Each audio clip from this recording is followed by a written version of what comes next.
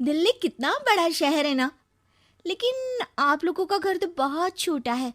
हमारे पंजाब में तो ये बड़े बड़े घर होते हैं कि मजा ही आ जाता है। कोई बात नहीं नीरू, मैं भी तुम्हारे लिए बहुत बड़ा मकान बनाऊंगा बहुत जल्दी। नीरू के पिता जहाँ पंजाब के जाने माने व्यापारी थे, वहीं उसका पति राहुल दिल्ली में एक सिंपल नौकरी करता था। माँ, यहाँ तो घी मक्खन इतना महंगा है कि क्या बताऊं। मैं तो तरस ही जाती हूँ घी खाने के लिए। नीरू की माँ को ये सुनकर बहुत दुख होता है। मेरी बेटी को घी नसीब नहीं हो रहा है और ये बहू यहाँ बैठकर घी में शक्कर डाल रही है।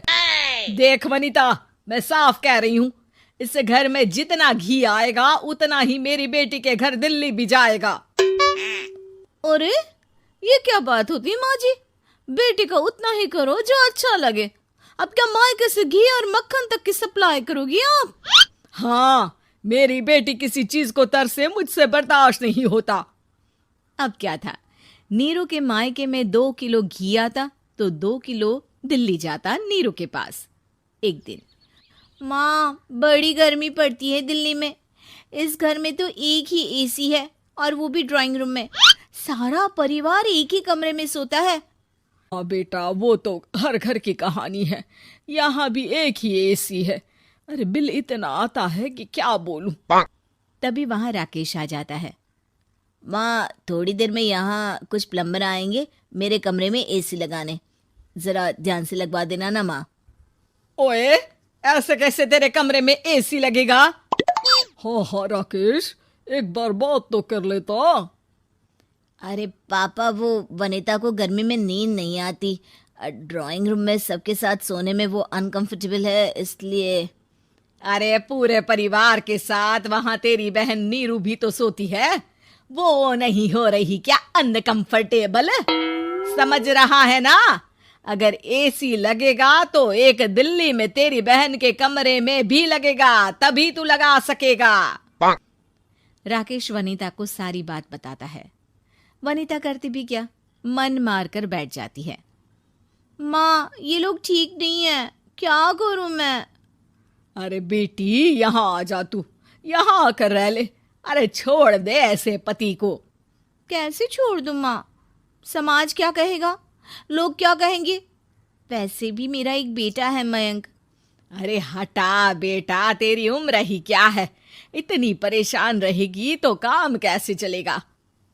खैर, बात आई गई हो जाती है। माँ को लगता है कि नीरू ठीक है, तो वहीं नीरू के मन में एक ही लाइन चल रही होती है, यहाँ आजा। माँ ने तो बोल ही दिया है कि यहाँ आजा। बस मयंक थोड़ा सा बड़ा हो जाए, इन गरीबों को छोड़कर मैं वापस माँ के पास ही चली जाऊंगी। वो इसी सोच में बाजार में चल रही थी कि मैम, आपका दुपट्टा जमीन को छू रहा है। नीरू जैसे ही उस लड़की की तरफ देखती है, देखती ही रह जाती है। हाय रे, कितना सुंदर लड़का है ये। अब क्या हुआ? मैंने कहा आपका दुपट्टा। तो खुद ही उठाकर दे दो ना।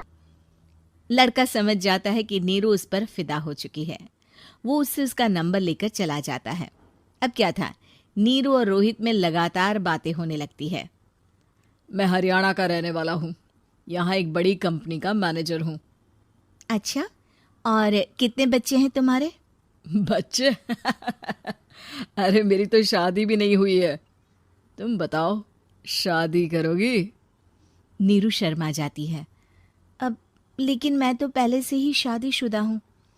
मुझे फर्क नहीं पड़ता, बस तुम शादी कर लो, भाग चलते हैं। बहुत पैसे वाला हूं मैं, हमेशा खुश रखूंगा तुम्हें। नीरू रोहित से मिलकर सारा प्लान बना लेती है और फिर एक दिन घर से भाग जाती है। दोनों शादी कर लेते हैं। शादी के बाद, क्या बात है नीरू, तुम्हें परेशान सा देखता हूँ, सब ठीक तो है ना? हाँ हाँ, सब ठीक है।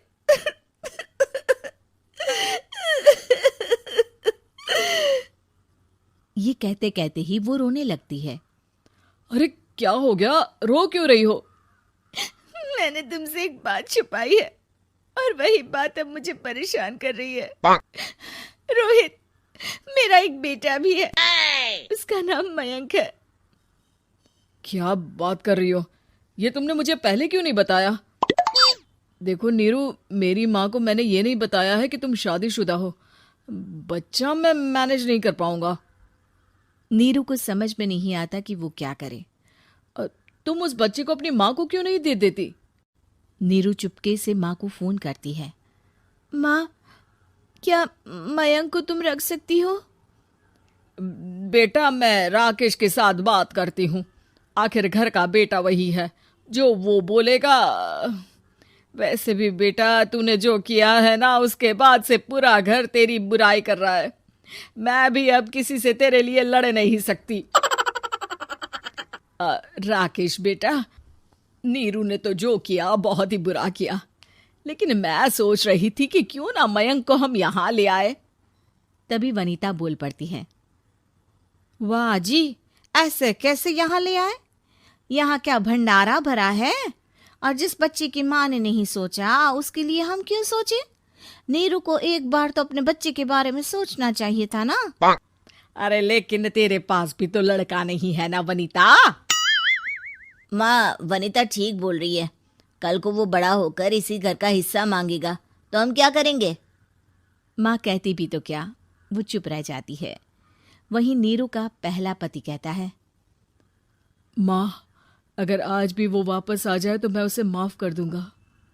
बेटा, गरीबी चीज ही ऐसी है, क्या करेगा।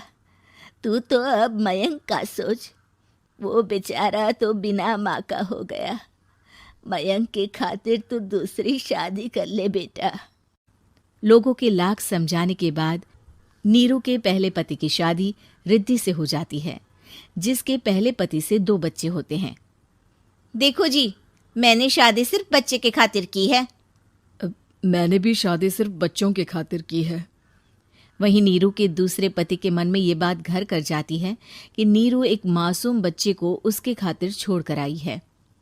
अब देखो नीरू, मुझे लगता है कि जो औरत अपनी कोख का बच्चा छोड़ सकती है, वो तो कुछ भी कर सकती है। कल को तुम्हें मुझसे अच्छा कोई मिल गया तो तुम तो मुझे भी बाय बाय कर दोगी ना। नीरू को अब उसका दूसरा पति ताने देना शुरू कर देता है। तंग आकर नीरू उसके यहाँ से भागकर अपने पहले पति के पास चली जाती है, लेकिन ससुराल में क्या लेने आई है नीरू, मयंक को? नहीं नहीं सासू माँ,